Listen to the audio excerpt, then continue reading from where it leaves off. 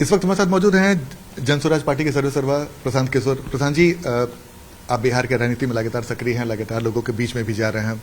इस वक्त बिहार के सियासत में हलचल काफी मची हुई है। एक ताजा मामला आया है चिराग पासवान को लेकर कि चिराग पासवान बिहार के राजनीति में आने को इच्छुक हैं। अच्छा, मुझे तो लगा कि चिराग पासवान बिहार की राजनीति में बरसों से हैं। इसमें नया ताजा मामला क्या है?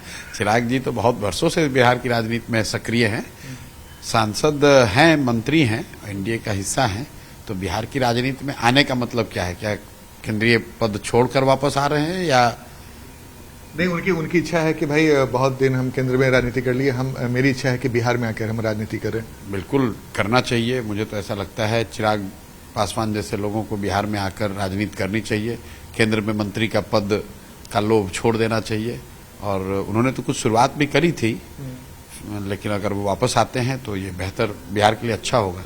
तो बिहार के राजनीति में क्या परिवर्तन देखते हैं चिराग पासवान बिहार में आते हैं? नहीं, परिवर्तन क्या होगा वो तो समय बताएगा, लेकिन कन्हैया कुमार या चिराग पासवान या प्रशांत किशोर या तेजस्वी यादव जो लोग भी यहाँ की बात कर रहे हैं, यंग फेस की बात नहीं है, मतलब लोग जो भी यहाँ राजनीति करना चाहता है उसको तो बिहार में आकर मेहनत करनी पड़ेगी। और ये समय की मांग है कि बिहार में नए चेहरे, नए सोच के साथ आगे बढ़ा जाए। कितना दिन तक लालू नीतीश करते रहेंगे? लेकिन सर 2020 में चिराग पासवान की वजह से जेडीयू को काफी नुकसान पहुंचा। अगर चिराग पासवान बिहार के राजनीति में सक्रिय होते हैं तो कहीं ना कहीं डायरेक्टली तो सर आपको नहीं लगता है कि जेडीयू को थ्रेट हो सकता है? भाई ये तो वो एनडीए के तीनों लोग पार्टनर हैं, 5 लोग हैं। भाजपा है, जदयू है, चिराग जी हैं, मांझी जी हैं, उसमें उपेंद्र कुशवाहा भी हैं, शायद 1-2 और उसमें जुड़ेंगे। तो ये तो उनका विषय है। लेकिन मुझे जो लगता है कि ये चुनाव से पहले सीटों के बंटवारे को लेकर, चाहे कांग्रेस की सक्रियता है या चिराग जी का इस तरह का कोई प्रयास, मुझे लगता है कि ये इस बात के लिए है कि किसको कितना सीट मिले। अंततोगत्वा ये लोग एक साथ ही रहेंगे। और मैं ऐसा नहीं देखता हूं, अगर हो तो अच्छा है, लेकिन ऐसा मैं देखता नहीं हूं अभी कि चिराग पासवान अभी केंद्र में अपनी मंत्रिपरिषद में अपनी जगह को छोड़कर बिहार की राजनीति में आ जाएंगे। ऐसा मैं देखता नहीं हूं। अगर हो तो अच्छा है। तो चिराग पासवान में भी सीएम मटेरियल देखते हैं क्या आप? भाई अपने दल के नेता हैं और बिल्कुल क्यों नहीं, हर आदमी को ये सवाल हमने इसलिए पूछा सर कि चिराग पासवान से काफी अच्छी दोस्ती आपकी, कई बार आपने इसके बारे में बात। देखिए, दोस्ती होना अलग बात है। चिराग जी अलग राजनीति करते हैं, उनके पिताजी यहाँ बहुत बड़े लीडर थे, बहुत लंबे समय से बिहार की राजनीति में सक्रिय हैं। चिराग पासवान अभी कोई 5 या 6 उनके एमपी हैं, लेकिन राज्य की राजनीति में चिराग जी को कोई ऐसी सफलता अभी नहीं मिली है। पिछली बार चुनाव में उन्होंने 100 से ज्यादा सीट पर चुनाव लड़ा था और उसका एक नतीजा ये हुआ कि नीतीश जी की पार्टी को, ऐसा लोगों को लगता है कि नीतीश जी की पार्टी को उससे बहुत नुकसान हुआ। हालांकि ऐसी बात नहीं है, मैं ऐसा नहीं मानता हूं, क्योंकि नीतीश जी की पार्टी का जो नुकसान हुआ सो हुआ, वो सिर्फ चिराग की वजह से नहीं हुआ। एंटी इनकम्बेंसी थी, कोविड का मामला था, क्योंकि सिर्फ नीतीश जी की सीट कम नहीं हुई, भाजपा का स्ट्राइक रेट भी 90 से घटकर 60 हो गया। तो उस समय उन भाजपा की सीटों पर तो चिराग पासवान नहीं लड़े थे। तो एनडीए के खिलाफ जो कोविड का मिसमैनेजमेंट था, जो गुस्सा था पलायन और लॉकडाउन का, वो थोड़ा वो दिखा था। लेकिन मैं फिर दोहरा रहा हूँ, मैं देखता नहीं हूं कि चिराग पासवान आ जाएंगे। तो मीडिया ऐसे इसका बड़ा मुद्दा बना रही है, लेकिन अगर वो आए सब कुछ छोड़कर तो अच्छा है। सर, एक कांग्रेस की राजनीति पर काफी दिलचस्प बातें हो रही हैं और जिस तरीके से प्रेस कॉन्फ्रेंस आपने देखा, कृष्णा लवरू ने कहा कि भाई तेजस्वी यादव महागठबंधन के कोऑर्डिनेटर होंगे। ये जो चेहरे की बात होती थी इसके पहले हम लोगों ने देखा था, आपने भी कई बार बोला, लेकिन अगर चेहरा को नहीं आगे किया गया तो इसके पीछे क्या वजह लगती है? इसके पीछे कोई वजह नहीं है। इसकी वजह यह है कि कांग्रेस जितनी सीट मांग रही है वो राजद वाले दे नहीं रहे होंगे। और फिर वही बात है, ये बहुत दिनों से ये लोग बिहार की जनता देख रही है। अंततः कांग्रेस वाले तेजस्वी का लालटेन लेकर ही घूमेंगे। इनकी कुबत नहीं है, इनका गूदा नहीं है कि ये राजद से हट के चुनाव लड़ जाएं। और अगर राजद के साथ ये चुनाव लड़ रहे हैं तो वहां लालू और लालू जी के परिवार को छोड़कर दूसरा कौन चेहरा होगा?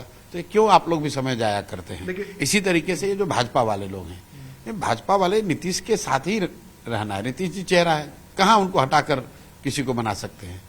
ये सब बेवकूफ बनाने वाली बात है। जितने लोग हैं, मांझी जी हैं, चिराग जी हैं, भाजपा वाले हैं, सब एक और नीतीश चेहरा है, एक और तेजस्वी चेहरा है। क्लियर है। 2020 में तो सर तेजस्वी यादव के चेहरे को आगे करके ही ना गया था महागठबंधन, तो इस बार तो अभी वो सीट की बार्गेनिंग चल रही है ना भाई।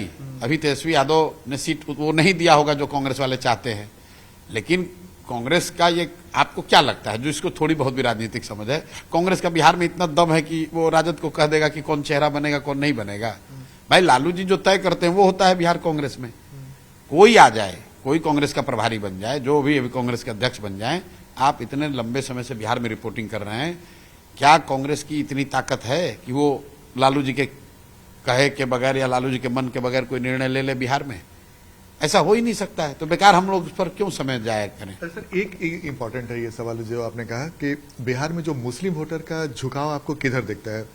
कांग्रेस अपने बारे में दावा करती है, अभी भाई मुस्लिम वोटर का झुकाव आज भी बिहार में सारे प्रयासों के बाद भी बस एक ही है कि जो भाजपा को हराएगा मुस्लिम वोटर का झुकाव उधर है।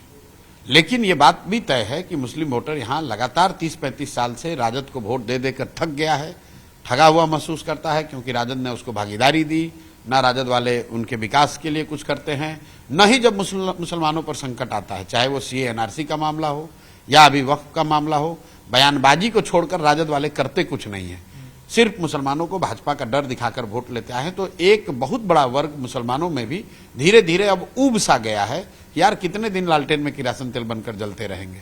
तो प्रशांत किशोर भी पैठ बनाने की कोशिश कर रहे हैं मुस्लिमों की? नहीं, हम लोग कोई ऐसा आपने ईद के समय जो दौरा किया सीमांचल का? ईद के समय दौरा नहीं, हम तो रोज दौरा कर रहे हैं। अच्छा, आपने एक मास्टर मुजाहिद से मुलाकात की? बात समझिए, हम लोग रोज दौरा करते हैं। रमजान के महीने में जब भी दौरे पर रहे तो जिस गांव में भी वहां पर रोजा खोलने का जो इफ्तार होता है उसमें शामिल हुए। ये तो सामान्य प्रक्रिया है। अगर मान लीजिए कि नवरात्रि चल रहा है तो वहां पर नवरात्रि के फंक्शन में शामिल होते हैं। रास्ते में कोई मंदिर पड़ता है, मंदिर में जाते हैं। रमजान इफ्तार हो रहा है, ऐसा नहीं है कि प्रशांत किशोर इफ्तार आयोजित कर रहे हैं और सबको बुला रहे हैं, जो नेता करते हैं। रोज प्रशांत किशोर फील्ड में हैं, तो उस गांव में, उस इलाके में अगर कोई रोजा खोलने का समय है, वो पायस महीना है मुसलमानों का की जो रिवायत है, उसमें वो एक इफ्तार करते हैं, तो उसमें शामिल हुए, उसमें दिक्कत तो प्रशांत किशोर मुस्लिम वोट को लेकर कोई बड़ा खेल करने की तैयारी में तो नहीं है 2025 के विधानसभा चुनाव में? हम लोग हिंदू मुस्लिम वोट अगड़ा पिछड़ा वो करते ही नहीं है। 2.5 साल से यहाँ पर है, जो कर रहे हैं सामने ही कर रहे हैं। नहीं, ये इसलिए सवाल हमने पूछा ना कि आप किशनगंज में थे, मास्टर मुजाहिद से मुलाकात किया, मास्टर मुजाहिद ने जेडीयू छोड़ दिया और उनसे आपकी मुलाकात भी हुई थी। चर्चा है कि क्या प्रशांत किशोर के साथ आएंगे? नहीं, मास्टर मुजाहिद ने मेरे मुलाकात से छोड़ी, मुझे तो ये भी जानकारी नहीं है कि उन्होंने छोड़ दी है। लेकिन अगर जदयू छोड़ा है उन्होंने, तो वक्फ के मामले पे बहुत मुस्लिम लीडर्स ने छोड़ा है जदयू को। और मैं तो आपके माध्यम से फिर से मुस्लिम साथियों को अपील करना चाहता हूं, जो लोग भी अभी नीतीश कुमार के दल में फंसे हुए हैं किसी भी व्यक्तिगत लालच में, आप समझ लो कि ये व्यक्ति मुसलमानों के लिए भाजपा से भी ज्यादा खतरनाक है। इसलिए कि भाजपा के बारे में तो आपको मालूम है कि ये लोग आपके खिलाफ हैं। नीतीश जी मुसलमानों के साथ रहते भी हैं और उनके पीठ में छुरा भी घोंपते हैं, और ये पहली बार नहीं हुआ है। सीए एनआरसी के टाइम में भी यही इन्होंने किया था, तब तो मैं दल में था। मैं ऑन रिकॉर्ड बता रहा हूं, दल में एक बार नहीं 2 बैठकों में नीतीश कुमार ने कहा, मैं दल में था कि भाई हम लोग सीए एनआरसी के खिलाफ में वोट देंगे, और जब वोट होने की बात आई तो जाकर उसके पक्ष में वोट दे दिया। फिर मुझे कह रहे हैं कि जाकर बयान दे दीजिए कि बिहार में हम लोग इसको लागू नहीं करेंगे।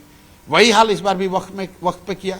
अरे भाई, तुम्हें दम है तो आके बयान दो कि तुम वक्त के सपोर्ट में हो, तो कुछ बोलेंगे भी नहीं और जाकर उनके खिलाफ कानून भी बनवाएंगे। तो जो भी मुस्लिम साथी आज भी जदयू से जुड़े हुए हैं, आप मेरे भाई, आपको जनसुराज नहीं पसंद है, जहां जाना है जिस दल में जाओ, लेकिन कम से कम जदयू में मत रहो, क्योंकि एक तो ऐसे भी ये डूबता हुआ नाव है, और खासकर अगर आप मुस्लिम समाज के हैं तो जदयू में आप रहोगे तो आप समाज आपको कभी स्वीकार नहीं करेगा। सर एक चिराग पे फिर से आते हैं, एक लास्ट सवाल है। चिराग पासवान भी अपने सीट को लेकर बार्गेनिंग करने के मूड में, इसी वजह से प्रेशर पॉलिटिक्स के तहत इस तरह के बयान आ रहे हैं। देखिए, राजनीति का ये सत्य है कि जब भी कोई कोalition होता है, हर कोalition पार्टनर उसमें ज्यादा से ज्यादा सीट लेने की कोशिश करता है, और सीट लेने के लिए आप अपनी ताकत दिखाने का प्रयास करते हैं, कुछ बयानबाजी होती है। लेकिन अंततः इंडिया गठबंधन में कौन कितनी सीट लड़ेगा, कौन कहां से लड़ेगा, ये निर्णय लालू जी और राजद वाले लेंगे। और एनडीए गठबंधन में कौन रहेगा, कौन कितनी सीट लड़ेगा, अंततः ये निर्णय अमित शाह लेंगे, भाजपा वाले लेंगे। बाकी सब कर्मकांड है। रियल निर्णय यही 2 लोगों को लेना है। बाकी ऐसे अपना नूरा कुश्ती चलता रहेगा। अब चुनाव है, 3-4 महीने सबके लिए इंटरटेनमेंट है। तो हमारे साथ प्रशांत किशोर, कैमरामैन दीपक के साथ आनंद अमृतराज, न्यूज 18 नेटवर्क, पटना।